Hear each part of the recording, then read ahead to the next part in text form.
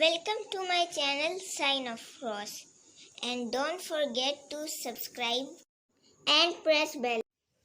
خداوند کے زندہ اور جلالی کلام میں سے ہم پڑھیں گے زبور نمبر 1۔ حقیقی خوشحالی۔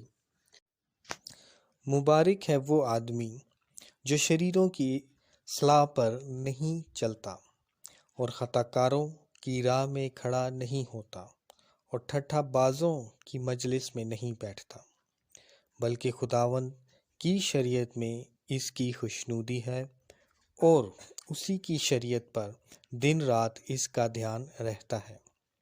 وہ اس درخت کی مانند ہوگا جو پانی کی ندیوں کے پاس لگایا گیا ہے، جو اپنے وقت پر پھلتا ہے اور جس کا پتا بھی نہیں مرجھاتا۔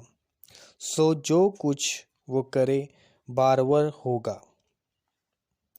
شریر ایسے نہیں، بلکہ وہ بھوسے کی مانند ہیں جسے ہوا اڑا لے جاتی ہے۔ اس لیے شریر عدالت میں قائم نہ رہیں گے، نہ خطا کار صادقوں کی جماعت میں، کیونکہ خداوند صادقوں کی راہ جانتا ہے، پر شریروں کی راہ نابود ہو جائے گی۔